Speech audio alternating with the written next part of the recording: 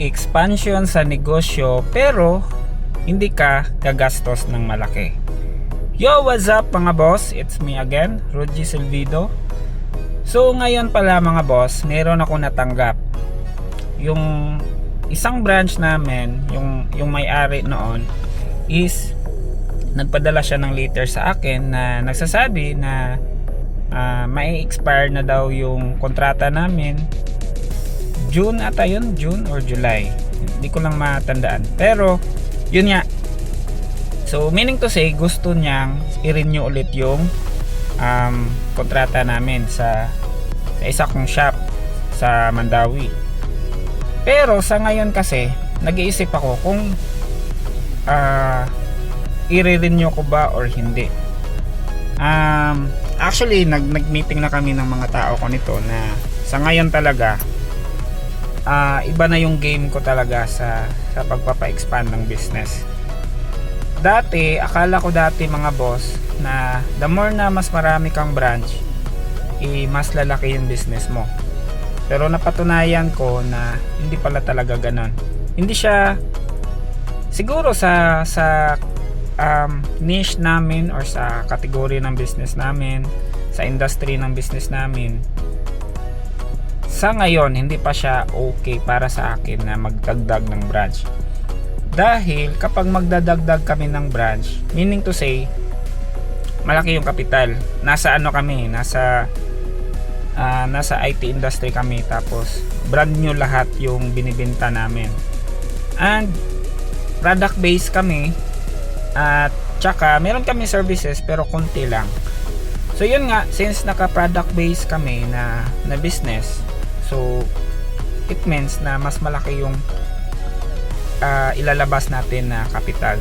Syempre meron tayong stocking kapag meron tayong bagong branch. Ngayon napagtanto ko na pwede naman kaming mag-expand ng business kahit na wala kaming branches. Ayun.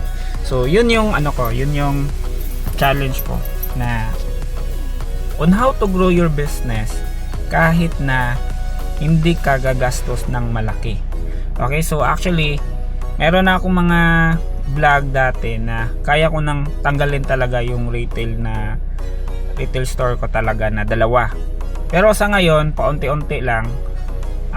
Siguro sa isa kong branch hindi ko na yun i-renew, pero it doesn't mean tatanggalin ko yung mga tao ko. Continue pa rin sila na magtatrabaho sa akin.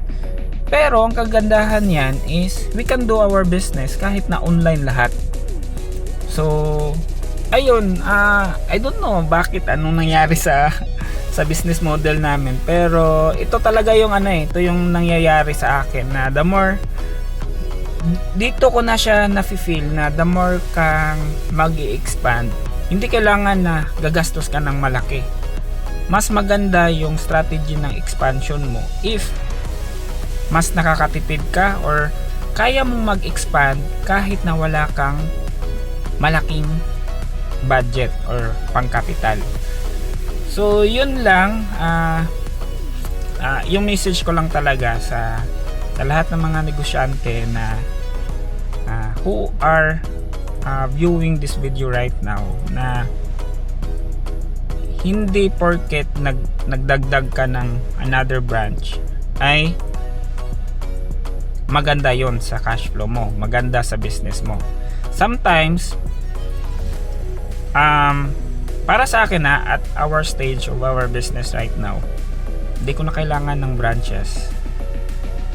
So feel ko depende yan sa business model na ginagamit nyo. Kung yung model ng business nyo is yung paramihan talaga ng branches, well, pinakamagandang strategy yon.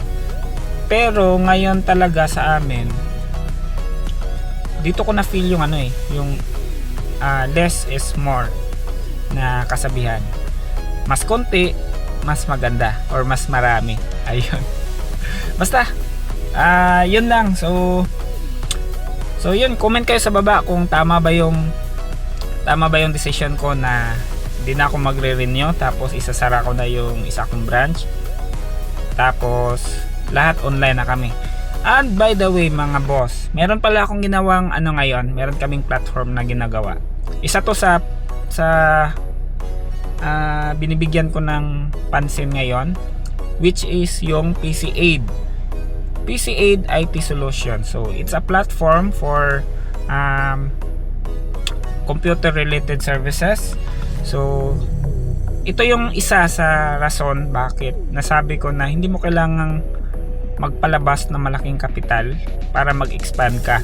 Kung dati nasa area nyo lang kayo nag-ooperate, ngayon pwede na kayong mag-operate nationwide. Okay, all you have to do is to message me or makipag-partner kayo sa PC Aid IT Solutions. So this one is a platform wherein nandun lahat ng mga computer technicians, laptop, and then CCTV technicians, printer technicians, nasa loob ng platform. So meaning kahit na nasa malayo ka, nasa Luzon, Mindanao ka, kaya mong mag-operate nationwide. So ayun, PM kayo sa akin tapos usap tayo. Okay, so comment ka pala kayo sa baba ha, kung tama yung sinasabi ko na or tama ba yung decision ko na hindi ko na itutuloy na mag-renew sa isang branch ko, and then isasarado ko na yon, tapos magpo-focus na lang kami sa, kumbaga kukuha na lang kami ng isang malaking office or warehouse, and then wherein doon ko na lang sila lahat ilalagay, and then ayun, online na lahat. Okay, so ayun lang. Good morning mga boss, and ayun, balik trabaho na ulit. Bye bye.